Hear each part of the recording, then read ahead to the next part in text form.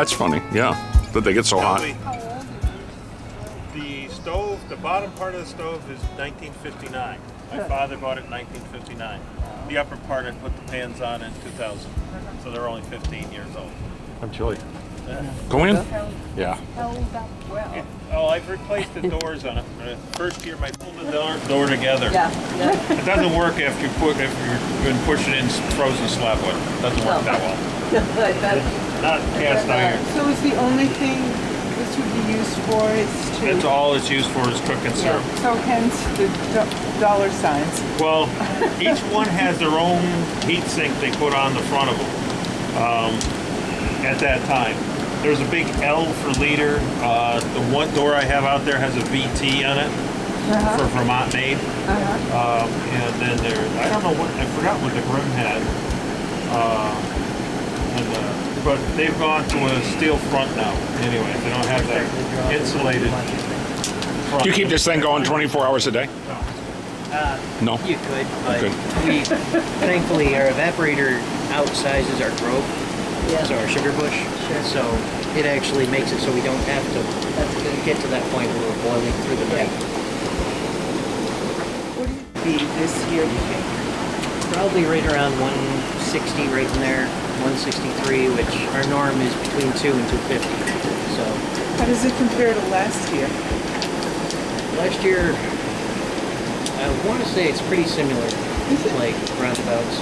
Just seems like last year would have been a better year, but I mean it was a worse year for all of us, but Not exactly. Well, we still have that warm-up that came too quick kind of thing. yeah, that's true. That's what I was Unless I'm mistaken, last year was...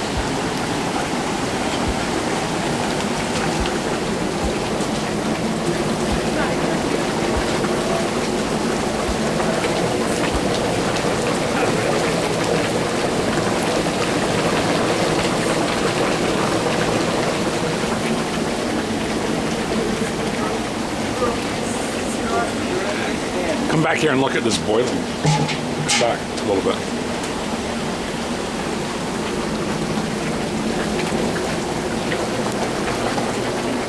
On the 15th, 16th of March. Last year we didn't even start till the 15th, 16th of March. Any year before.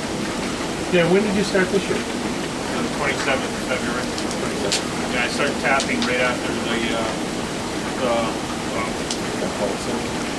14th of February. Yeah. It started to run a little bit, but didn't really start running. I read an article they started in Maine, southern Maine, in January. Some of the people, the larger sugar bushes, they start tapping in January anyways. And because they've got so much to do, it takes them about a month to tap all the trees. So they started running and they started producing syrup in January thaw. Yeah. Yeah.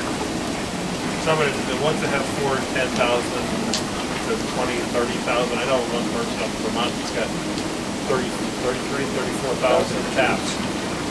That's a lot of work. That's a lot of work just getting everything set up.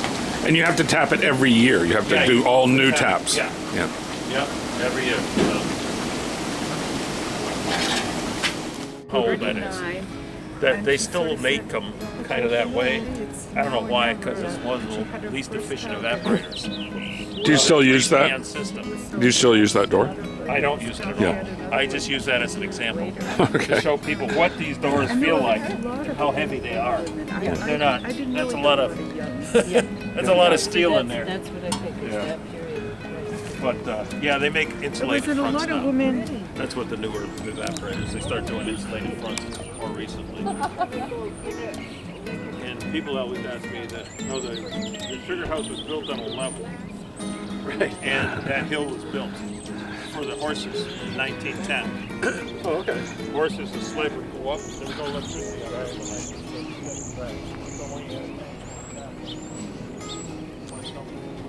How long has this sugar house been here? 1910. Wow. I don't actually have the actual build time, but my father came up in 1930, and it was here and it was old. It was old then, yeah. It was old then, and there was one other sugar house, but it was at the end of the other building.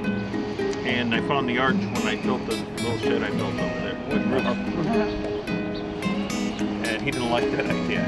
I don't think shingles are that better, much better.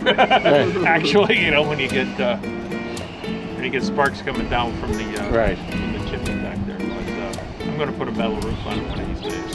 That would be the last time I have to do it. That's the one thing about metal. Yeah. Last thing I have to worry about. Yeah.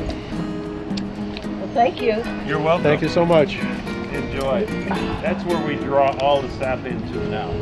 All 1,200 taps come into that one tank back there. And then you pump it in. Then I here. can pump it up to wherever. Some of the trees we only set with horses. You couldn't get up there with tractor. Wow. You know, the steepness of the hill and all that type of thing. It's too steep for a tractor. Well, it looks like you really got it under control here. Well, it's a little easier that way. You don't have to go visit the tree every day. Yeah. You can go out there and check the lines whenever you want to, or need to. And you leave the lines up all year? Yes. Okay. Yep. Pull the taps at the end of the season, then put the clean them out with water. How long have they had these lines running? Oh, it was around 1990 they started coming out with this version, 1995, and I've had these up since 2002. Cool. All the same lines. A couple of change because of squirrel bites. Yeah, they seem to work pretty good. Well, They're still very flexible. Hey, thanks a lot.